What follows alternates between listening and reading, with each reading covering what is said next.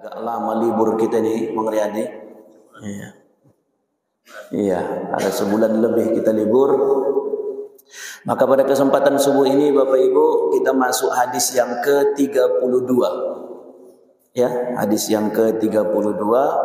Kalau di halaman buku orang Bapak Ibu di halaman 46. Halaman 46 hadis ke-32. Alhamdulillah tak terasa sekitar 10 hadis lagi khatamlah kita kitabnya. Ya, tak terasa dari hadis pertama sampai hari ini sudah hadis ke-32. 10 hadis lagi selesailah kita ini, insyaallah. Maka pada hari ini hadis kita judulnya adalah tidak boleh memberikan kemudaratan. Larangan memberikan mudarat, bahaya. An Abi Sa'idin Sa'id bin Sinan Al-Khudri, dari sahabat Nabi yang bernama Abu Sa'id Sa'ad bin Sinan Al-Khudri radhiyallahu anhu, dia berkata, anna Rasulullah sallallahu alaihi wasallam qala, bahwasanya Nabi sallallahu alaihi wasallam bersabda, la darara wa la dirara, tidak boleh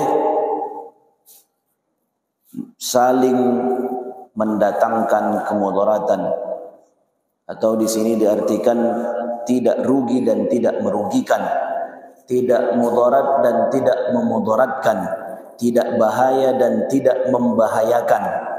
Itulah kira-kira artinya. Hadis pada pagi hari ini pendek, singkat, la dororo wala diroro. Itu saja Pak. Tidak boleh merugikan, tidak boleh rugi dan tidak boleh merugikan, tidak boleh ada bahaya dan tidak boleh mendatangkan bahaya. Itu saja intinya. Pendek. Hadis ini diriwayatkan oleh Imam Hasan, Ibnu Majah, Daruqutni, dan juga diriwayatkan Imam Malik dalam kitabnya Al-Muwatta sebagai hadis mursal. Ya. Jadi hadis ini Bapak Ibu jamaah dirahmati Allah, menurut para ulama, hadis yang pendek ini adalah rubu'ul fiqhi. Seperempat dari ilmu fikih itu ada dalam hadis ini. Walaupun hadis ini cukup pendek, tapi menurut para ulama, dari seperempat ilmu fikih, seperempatnya itu, maka salah satunya adalah hadis yang sedang kita kaji ini. Kenapa seperti itu? Karena Bapak jemaah dirahmati Allah Subhanahu wa taala, dalam mazhab Imam Syafi'i ada 4 hadis, ya, ada 4 hadis Nabi sallallahu alaihi wasallam yang dari 4 hadis ini kemudian dijadikan sebagai bahan dasar untuk menentukan kaidah fikih. Ya, jadi dari hadis Nabi itu para ulama menentukan kaidah, yang dari kaidah itu kemudian 4 kaidah yang ditentukan para ulama itu, maka salah satunya adalah hadis yang kita pelajari pada kesempatan pagi ini. Apa di antara 4 yang hadis itu? Di antaranya adalah yang pertama ini tadi adalah la darar wala dirar. Tidak boleh ada bahaya dan tidak boleh ada yang membahayakan. Kemudian ad-darar yuzal. Ya, semua yang membahayakan itu harus dihapuskan. Kemudian mudarat yang berikutnya, kaidah berikutnya adalah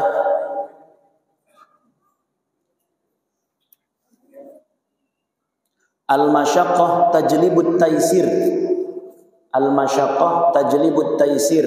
Setiap ada kesulitan maka pasti ada kemudahan. Setiap kesulitan itu akan menghasilkan kemudahan. Kemudian kaidah yang berikutnya adalah al-'adah muhakkamah. al-adah muhakkamah. Setiap tradisi, setiap adat istiadat selama tidak bertentangan dengan syariat, maka tradisi itu akan menjadi sebuah hukum. Ya, ini adalah kaidah dasar dalam fikih yang nanti dari kaidah ini, Bapak Ibu jamaah dirahmati Allah, para ulama akan menurunkan hukum-hukum yang kemudian hukum itu akan menjadi pedoman bagi kita. Maka Bapak Ibu jamaah dirahmati Allah Subhanahu wa taala, ad-darar yuzal, setiap la darar wala dirar, tidak ada yang boleh mendatangkan kerugian. Maka apa saja di antara contoh-contoh yang menurut para ulama bahwa kita dilarang untuk memberikan bahaya kecuali dalam hal-hal tertentu. Maka Bapak Ibu yang dirahmati Allah, yang dilarang dalam hadis ini adalah menyakiti seseorang tanpa alasan syar'i. Tak ada salahnya, tak ada dosanya, tahu-tahu dihukum dia.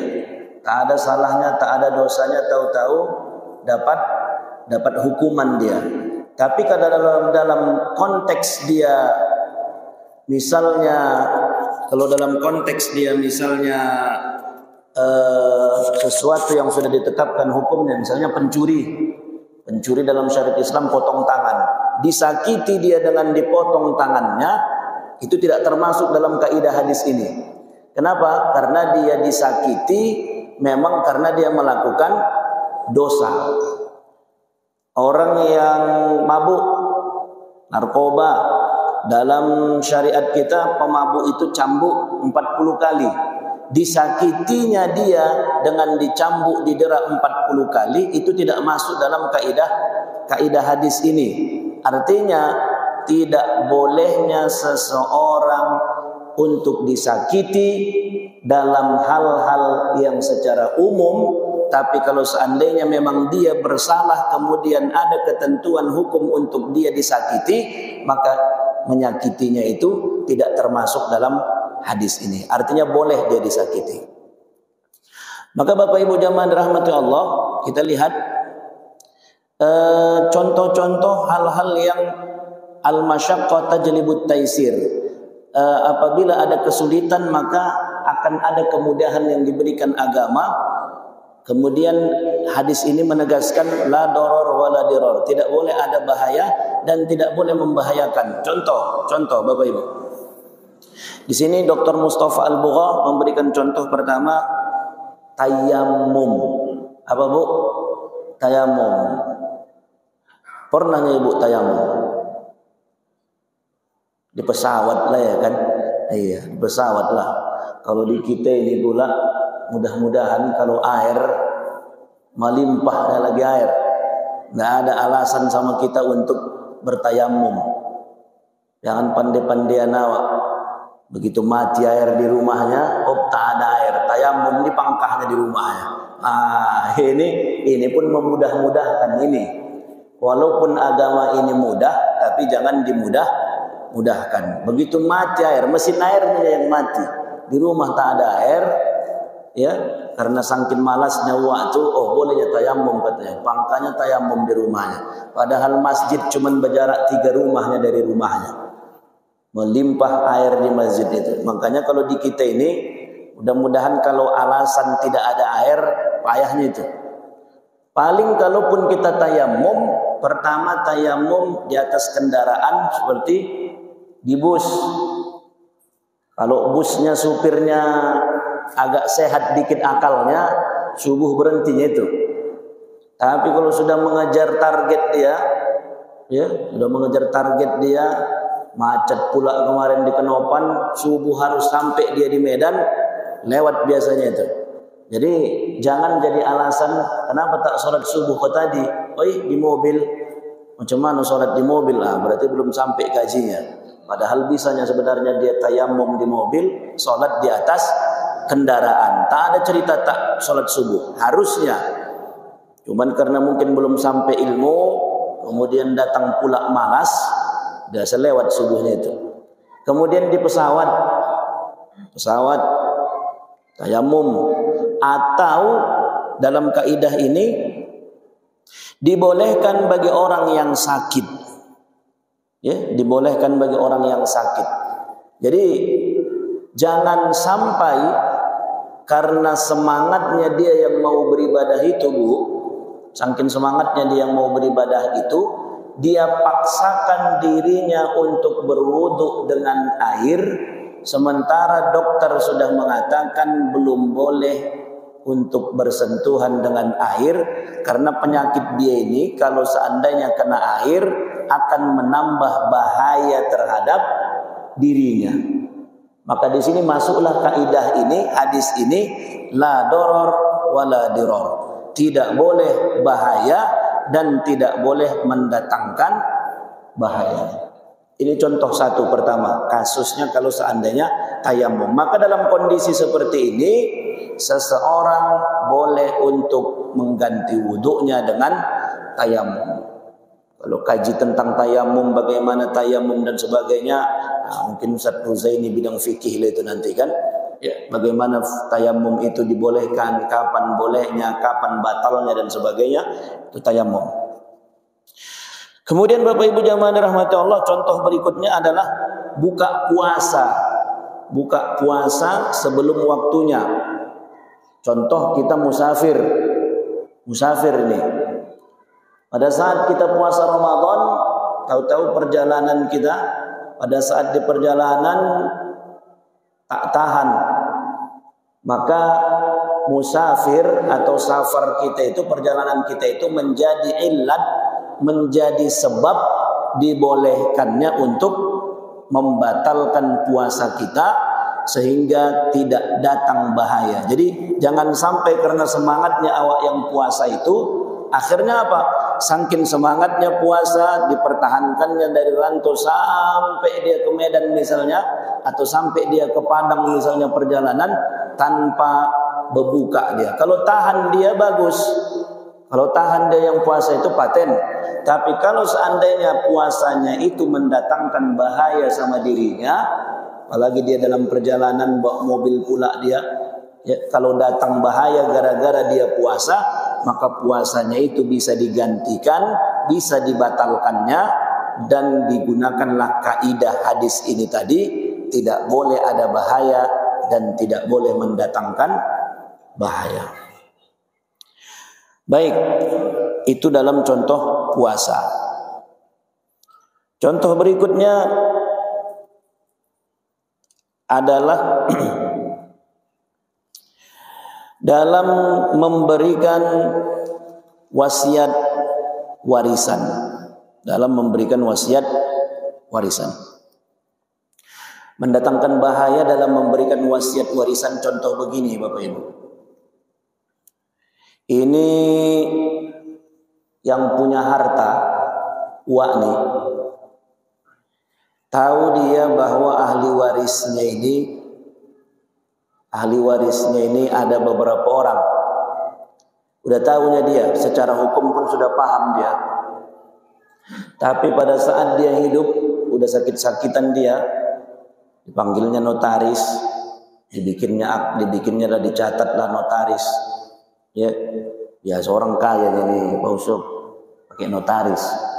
Ya, kalau yang pas-pasannya pula hartanya, apa pula pakai notaris, ya kan? Membayar notarisnya saya sudah berapa? Ini biasa yang kaya ini. Sebelum meninggal dia dipanggilnya notaris.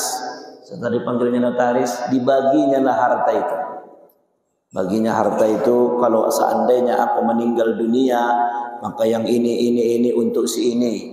Yang ini untuk si ini, ya, dibaginya semua.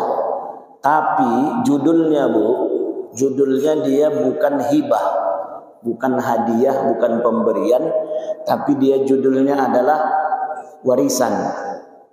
Ya, wasiat warisan. Kalau seandainya aku meninggal dunia, ada kalimat itunya. Maka ini namanya wasiat warisan. Pada saat dia membagi hartanya ini bisa menimbulkan bahaya. Apa di antara timbulnya bahaya dari wasiat yang disampaikannya? Kalau seandainya dia memberikan wasiat yang tidak sesuai dengan pembagian yang sudah ditetapkan Allah di dalam Al-Quran atau menurut ilmu faraid. Contoh, apabila meninggal aku nanti, separuh dari hartaku ini, katanya, semuanya separuh dari hartaku ini kuwakafkan untuk pembangunan masjid. Separuh. Sisanya yang separuh lagi, yang separuh lagi sekian ratus juta atau sekian miliar untuk si adik yang paling kecil, karena selama ini dia yang mengurus aku. Contoh, baru sisanya kalaupun masih ada, itulah yang dibagi-bagi untuk 2 orang kakaknya sama abangnya yang paling besar. Artinya ada perbedaan pembagian di sini. Separuh harta itu untuk pembangunan masjid, kemudian ada sekian miliar dari setengah itu, dari setengah hartanya lagi itu 50%-nya itu dialokasikannya untuk anaknya yang paling kecil, karena itulah yang mengurus dia selama dia sakit. Baru setengahnya lagi dari yang setengah itu dibagi-bagi untuk 2 orang kakaknya dan 1 orang abangnya paling besar. Bolehkah seperti ini? Maka jawabannya ini termasuk dalam kaidah hadis ini, la doror wala diror. Tidak boleh membahayakan dan tidak boleh mendatangkan bahaya. Ini kalau kayak gini bahaya enggak ini? Bahayalah. Bahaya. Yang paling bahaya itu justru ini. Kalau sudah cerita bagi-bagi ketua Maniso, yang susahan ini. Kalau sudah cerita bagi-bagi, yang payah hanya Ustaz. Kita kan yang enaknya kita ini kan mengkali-kali, mengurangi. Kalau mengkali-kalikan orang jago lah itu. Jago mengkali-kalikan macam mana supaya dapat sama awak. Mengkali-kalikan kita jago. Mengurang-urangi pun pandailah kita itu. Ya. Macam mana yang harusnya proyek ini 1,5 M bisa pinomat 1,2, pinomat 300 sama awak. Kan begitu. Itu mengurang-urangi atau menambah-nambah. Menambah-nambah ini menambah cakap lah. Kita ini Bapak Ibu jarangnya cakap awak nih, ya, jarangnya cakap nih. Begitu bercakap awak kemudian disampaikan sama orang, jarangnya cakap tuh pas seperti yang kita sampaikan. Kebanyakan cakap tuh bukan berkurang tapi bertambah. Makanya saya kalau ada jamaah mengadu, Ustaz, apa? Kemarin kami pengajian, ada Ustaz kami menyampaikan begini. Wah, agak menyalahnya Ustaz itu katanya. Ada begitu jamaah mau begitu. Mengadu dia, Ustaz kami begini, masa diceramahkannya begini. Saya tak pernah langsung percaya. Kenapa? Karena boleh jadi bukan Ustaz itu yang silap, tapi dia yang salah dengar. Ya, disampaikannya, dilaporkannya sama Ustaz itu begini. Makanya tak boleh langsung percaya. Ya, boleh jadi Ustaz itu memang silap, atau kemungkinan yang lebih besar waktu yang salah dengar. Karena boleh jadi cakap tuh bertambah. Enggaknya pala ada dibilang Ustaz tuh begitu, cuman bertambah. Atau betulnya memang Ustaz tuh membilang begitu, cuman tak semua didengarkannya. Tak semua didengarkannya. Pas lagi Ustaz tuh menerangkan poin intinya, waktu lagi minum, lagi makan kue, tak didengarnya semuanya. Boleh jadi begitu. Maka Bapak Ibu jamaah dirahmati Allah, la doror wala diror, termasuk yang tak boleh mendatangkan bahaya ini dalam perkara pembagian warisan seperti ini tadi. Jadi tak boleh rupanya Ustaz sebelum meninggal awak memberikan wasiat seperti itu. Pertama catatannya Bapak Ibu, ini penting. Pertama catatannya adalah la wasiyata lil waris. Tidak boleh memberi wasiat kepada ahli waris. Ini ya, kata kunci pertamanya ini Pak. Tidak boleh memberi wasiat kepada ahli waris. Tadi tanda petik wasiat di sini wasiat pembagian harta, bukan wasiat nanti meninggal ayah elok-elok kamu ya. Bukan itu. Jadi itu bukan wasiat yang kita maksud. Meninggal nanti ayah sama mama elo-elo, kamu abang adik jangan bergaduh-gaduh, jangan tinggalkan sholat, kuburkan kamu ayah di samping kuburan atuk kamu, katanya. Di mana kuburan atuk? Si Piongot sana, katanya. Itu pun jangan. Ya, itu pun membahayakan itu, Bu. Ada orang begitu. Nanti kalau meninggal ayah, kuburkan kamu di samping atuk kamu, katanya. Atuknya kuburannya di ujung gunung sana. Itu pun menyalah itu. Apalah pusti pula di samping atuknya dia dikuburkan. Ya, tak usah. Di mana awak meninggal di situ kubur. Karena para nabi itu begitu dia. Di mana meninggal di situ dikubur. Sebaiknya seperti itu. Jadi itu bukan wasiat yang kita maksud. Yang kita maksud wasiat dalam fikih ini adalah wasiat memberikan wasiat dalam hal perkara harta. La wasiyata lil waris. Tidak boleh ada wasiat kepada ahli waris. Kenapa? Ahli waris itu Bapak Ibu sudah ada bagiannya. Maka tidak boleh lagi dia dapat wasiat. Lizzakari mislu hazzil unsayain. Anak laki-laki dapat bagian 2 kali anak perempuan. Walakum nisfu ma taraka azwajukum illam yakul lahunna walad. Bagian seorang suami adalah setengah dari bagian istri apabila si istri tidak punya anak. Fa in kana lahunna walad falakumur rubu'u mimma tarakan. Apabila istrimu punya anak, maka kalian para suami cuma dapat 1/4. Kalau si istri yang meninggal, si istri tak punya anak, maka suami dapat setengah dari harta. Kalau si istri punya anak, maka suami cuma dapat 1/4.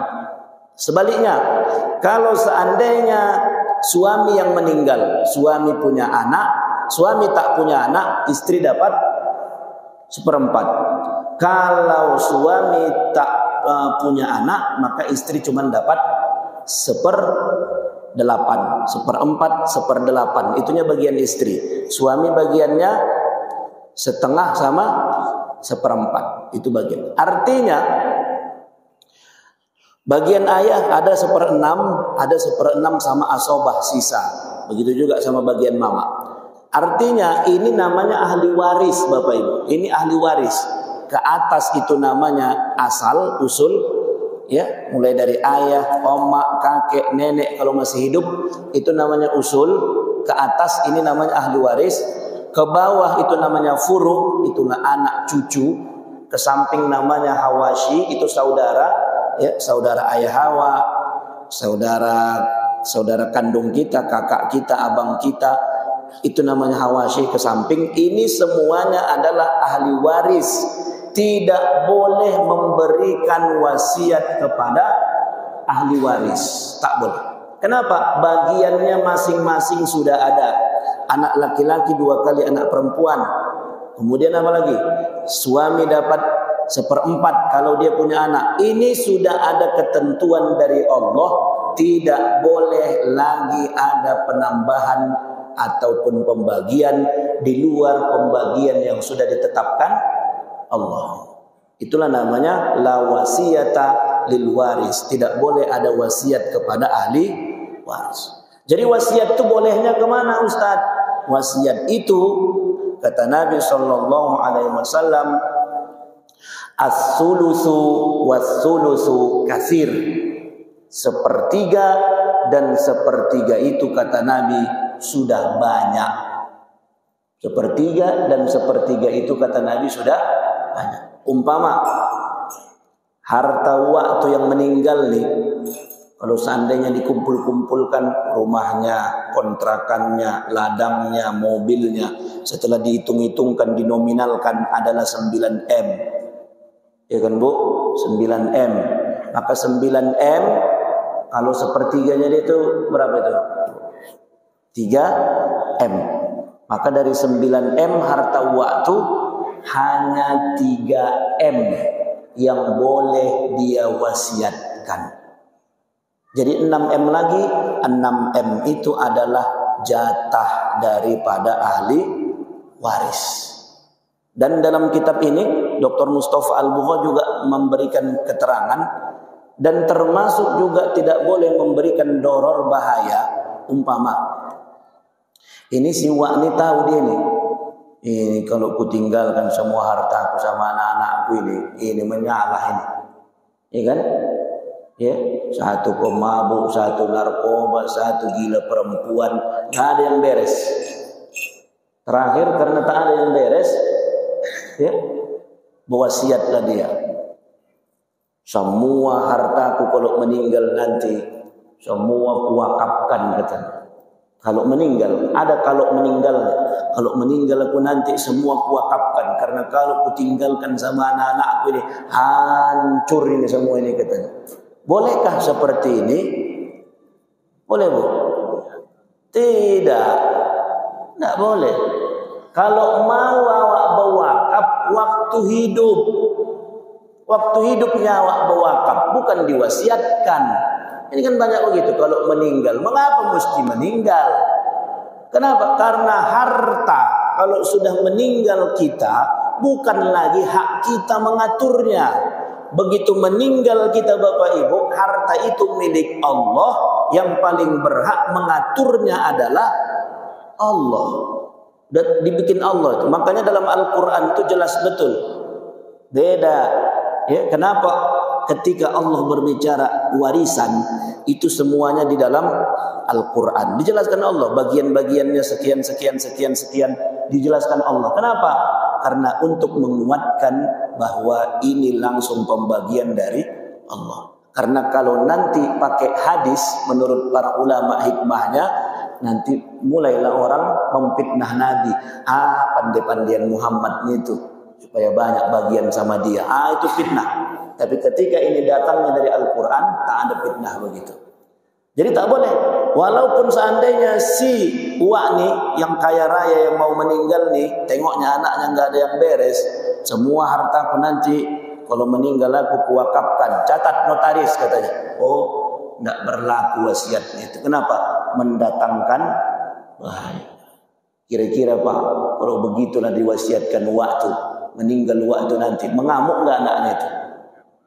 Mengamuk nggak anaknya itu Pak? Mengamuklah. Boleh jadi notarisnya itu diselesaikan orang. Nah, mana notarisnya itu? Cari orang tuh notaris, besok dia hilang waktu notaris itu. Nggak ada itu. Pandai-pandaian pula ayah kita ini. Ya, nggak ada, nggak bisa. Kenapa? Pertama, bagiannya sudah ditetapkan Allah. Kalaupun mau berwakaf waktu, jangan sudah meninggal. Waktu masih hidup nih lah. Kalau ditengok seandainya menyalah-nyalah anak tuh, ini jangankan untuk berwakaf, mendoakan aku pun tak pala lalu orang ini. Udahlah tanahku ada yang 2 hektar di sana, wakafkan itu. Dah, wakafkan. Jadi waktu hidup yang boleh. Karena kalau sudah meninggal, apalagi wasiat, kata kuncinya tadi adalah la wasiyata lil waris. Kenapa? Karena apabila dia berwasiat seperti itu akan mendatangkan bahaya. Hadis ini yang kita pelajari, la doror wala dirar. Tidak boleh membuat bahaya. Wa itu tidak boleh membuat bahaya dengan hartanya, wala dirar, dan jangan sampai mendatangkan bahaya. Sudahlah dibuatnya bahaya, kemudian setelah keputusannya itu datang lagi bahaya berikutnya. Ya, begaduh anak-anak gara-gara itu. Setelah begaduh, tak sedikit yang sampai bacok-bacokan, membunuh segala macam. Macam kemarin tuh di sebulan yang lalu ada tengok di TV berita Ustaz, satu keluarga dibunuhnya. Ditanya kemana ini keluarga ini? Keluarganya juga yang membunuh, Pak. Keluarganya juga yang membunuh. Entah pamannya, entah adik ayahnya, entah macam mana begitu. Satu keluarga dibunuhnya, ditanamnya di septic tank. Septic tank dimasukkannya, suami istri anak beranak, dibunuhnya, setelah dibunuhnya ditanamnya di septic tank. Selesai. Gara-gara pembagian harta. Oh, dah Bu, mikir Ibu, golap dunia ini kalau sudah cerita duit. Golap ayah. Golap kalau sudah cerita pembagian harta. Kalau tak kuat-kuat iman, kalau banyak pula yang mau dibagi, kalau banyak. Kalau yang sedikitnya pula, mana pahala itu? Kalau yang sikitnya udahlah sama kau aja, itu bilangnya kan. Ada abang awak atau kakak awak yang agak susah, udahlah sama kakak saja itu. Bisa kalau seandainya yang mau dibagi dikit, tapi kalau yang mau dibagi ini banyak, inilah doror wala dirar. Jadi Bapak Ibu, kita kembali ke contoh kasus tadi. Setengah dari harta yang diwasiatkan waktu untuk wakaf itu tidak sah, tidak boleh. Jadi Ustaz, seandainya ada wasiat yang menyalahi syariat, itu macam mana? Menurut Imam Malik, bahwa wasiat yang bertentangan dengan syariat, wasiatnya batal. Wasiatnya batal. Tapi ini ada wasiat omak kami dulu, rumah nih jangan dijual, ini bagas godang. Jadi siapapun nanti kamu yang tak ada rumah, disinilah rumahnya, disinilah rumah godang kita, jangan dijual. Meninggal pun hanya omak, ini jangan dijual, ini bagas godang katanya. Ada begitu Bu? Ada. Boleh begitu? Boleh begitu Pak? Mana boleh? Mana boleh begitu? Yang namanya rumah macam mana pun rumah, bagas godang pun dia, bagas koci pun dia, apapun ceritanya, kalau sudah meninggal bagi. Nggak ada cerita. Sempatlah dibilang pula, ini rumah nih bagas godang, siapa kamu yang tak punya rumah nanti sinilah rumahnya. Apa nggak berebut itu? Ya, aku tak ada rumahmu, tapi dia adanya rumahmu di perumahan sana. Oh iya, rumah 36 lah pula pikir kau kata. Nah rumah itu sama aku kata. Jadi macam mana? Aku lebih rumah nih. Bo mana bisa? Aku anak laki-laki paling koci. Secara adat aku lah yang paling berhak. Katanya pula lah pula. Habis bergaduh. Nggak bisa. Jadi macam mana sebaiknya? Kalau memang ada yang mau dibikin begitu, tidak ada harta yang bisa dipertahankan terus begitu kecuali wakaf. Wakaflah. Rumah nih ayah wakafkan. Dibikinkan akta wakafnya, diurus sertifikat wakafnya, udah judulnya wakaf untuk kaum muslimin. Peruntukannya adalah untuk misalnya rumah tahfiz atau rumah untuk rumah apalah dibikin yayasan segala macam. Itu yang dibolehkan. Tapi kalau seandainya untuk ahli waris, maka itu tidak boleh. Kenapa? Anak-anak ini kan tak tahu kita Pak. Misalnya, wah ini punya perusahaan, dibilanglah PT-PT kecil lah, CV lah dibilang, ada tanahnya 200 hektar. 200 hektar ini dikelola secara perusahaan. Ada manajernya, anaknya juga, bendahara, anaknya juga, semua. Jadi anak-anaknya itu modelnya kerja sama dia. Anak-anaknya itu dibuatnya modelnya kerja, digaji. Jadi setelah meninggal wak laki-laki, wak perempuan, si abang ini tetap mempertahankan sistem yang ada. Jadi tanah tidak kita bagi, tetap dikelola secara perusahaan. Adik-adik semuanya cuma dapat gaji. Fasilitas ditanggung, rumah, pendidikan anak, kesehatan semua ditanggung, tapi tidak dibagi harta. Tidak dibagi harta, cuman kalian makan gaji. Kemudian anak yang ditanggung sekolah sekian orang, biayanya per bulan maksimal sekian. Aja. Udah. Bolehkah seperti ini? Itu pertanyaan. Bolehkah seperti ini? Menjadi permasalahan nanti. Iya kalau seandainya ini yang adik-beradik ini semuanya aman. Semuanya ekonominya standar begitu kan. Tapi kalaulah seandainya umpama ini si adik yang nomor 3, anaknya satu mau masuk kedokteran yang perempuan, perlu uang 400 juta. Adiknya yang laki-laki hendak masuk polisi, perlu 200 juta. Ya kan? Adiknya yang satu lagi hendak berangkat ke Jerman kuliah, ya kan? Perlu uang 500 juta. Cuma dia mencarinya. Sementara dia di perusahaan keluarga itu cuma makan gaji. Pendidikan yang ditanggung misalnya cuma sekian puluh juta. Sementara dia perlu duit sekitar 1,5 M untuk tahun ini sekolah anak-anak. Sementara jatah dia sebenarnya ada. Kalau seandainya itu dibagi. Kalau seandainya itu dibagi. Dia misalnya kalau seandainya dibagi dari 200 hektar tuh. Orang tuh adik-beradik ada 3 orang. Kira-kira dapatlah dia 70 hektar. 70 hektar dapatlah dia. Kalau seandainya 70 hektar ini sudah jadi milik dia. Umpama Pak. Kira-kira kalau seandainya dia perlu duit. Gampang tidak? Oh, udah, mau sekolah anakku, ku jual 20 hektar. Berarti tinggal 50 hektar. 20 hektar dilepaskannya, dijualnya, asalkan anaknya bisa sekolah. Boleh nggak begitu? Boleh. Kenapa? Itu sudah jadi milik dia. Tapi kalau seandainya ditahan terus, ditahan seperti itu, itulah nanti yang doror wala diror. Bahaya, mendatangkan bahaya. Iya kalau panjang umur adiknya ini. Sempatlah belum dibagi harta itu, meninggal pula lah adiknya. Berdosa enggak itu Pak? Berdosa. Jadi jangan kita pikir Bapak Ibu yang dirahmati Allah, jangan kita pikir menahan-nahan harta, memakan harta orang lain dengan cara yang batil. Wala ta'kulu amwalakum bainakum bil batil. Jangan kalian makan harta orang di antara kalian dengan cara yang batil. Jangan kita pikir makan harta orang yang batil itu cuma korupsi, mencuri, merampok. Menahan harta waris hak orang lain juga itu termasuk memakan harta orang dengan cara yang batil. Harusnya harta itu sudah bisa dinikmati oleh ahli warisnya. Tapi karena masih dikuasai oleh satu orang tertentu di keluarga itu, maka yang lain tidak bisa merasakan menikmati manfaat dari harta waris itu.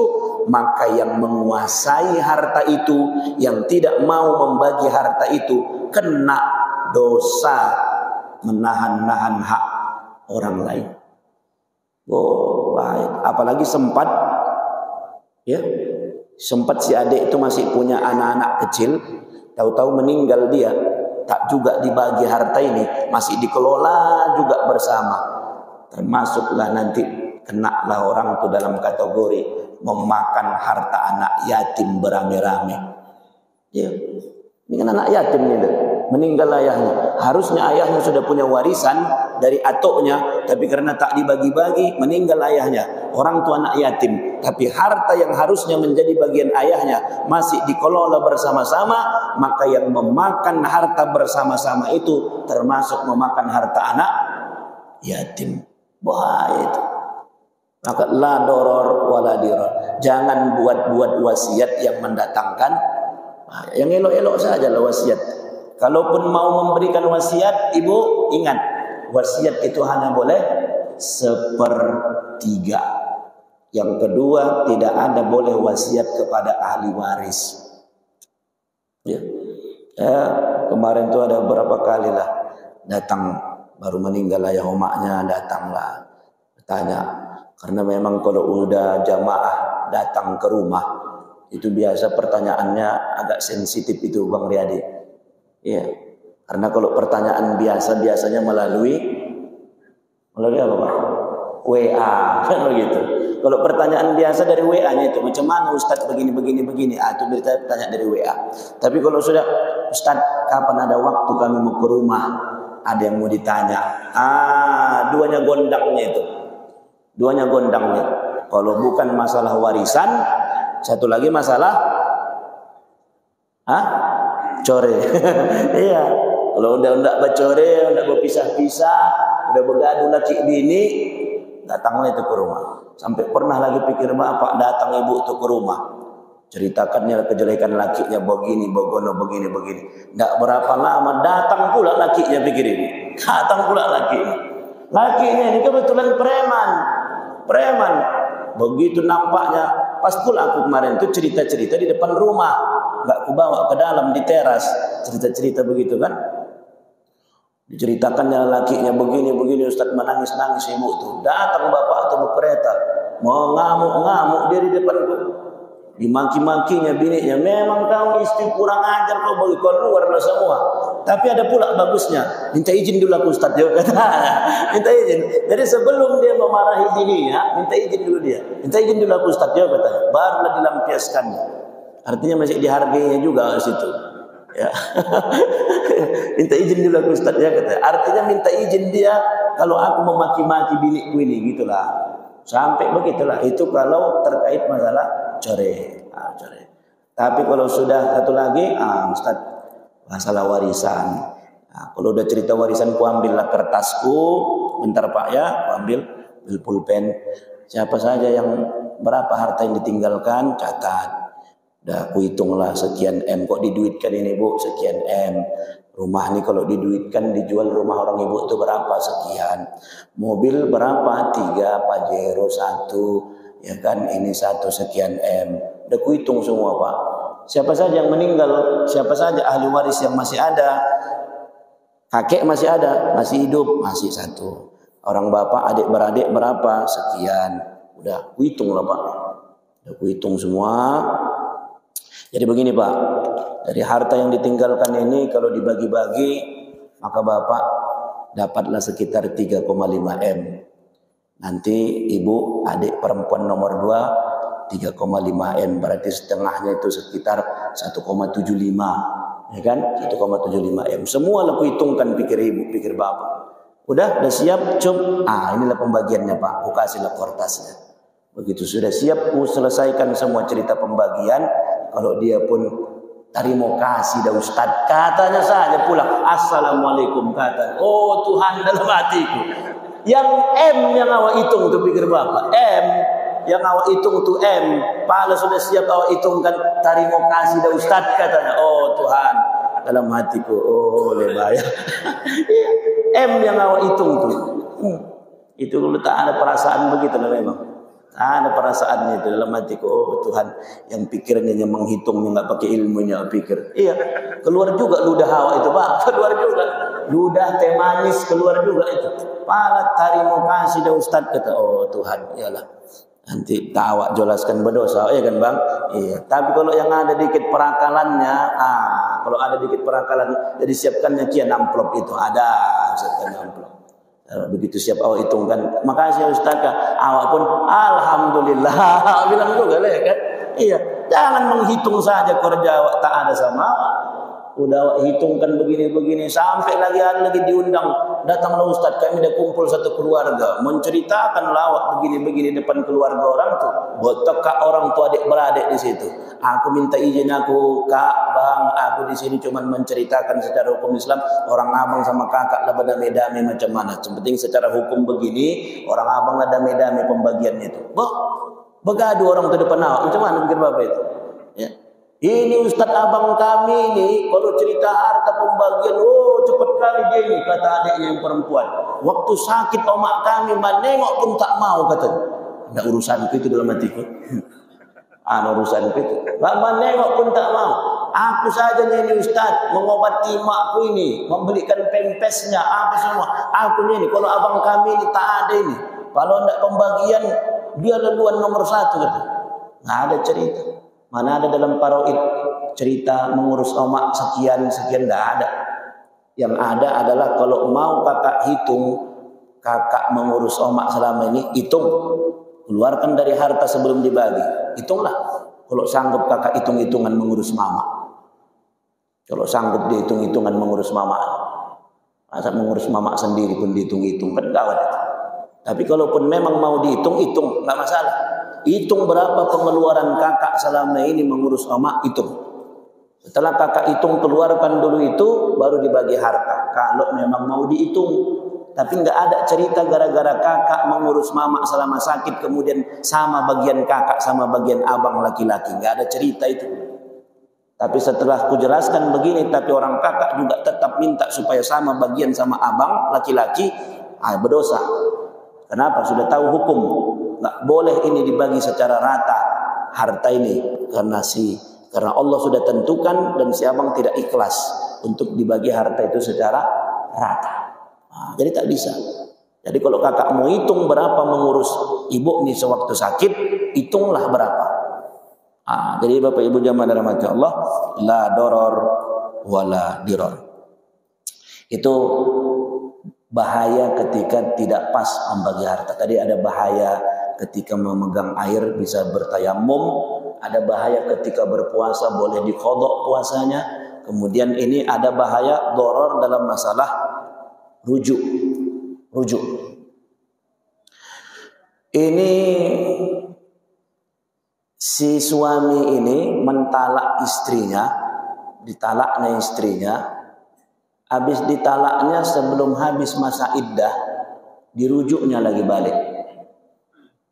Jadi kalau ditalak itu diceraikan, Bu. Kuceraikan kau, katanya. Talak satu. Maka masa iddahnya, masa tunggunya adalah tiga kali bersih. 3 kali bersih atau 3 bulan.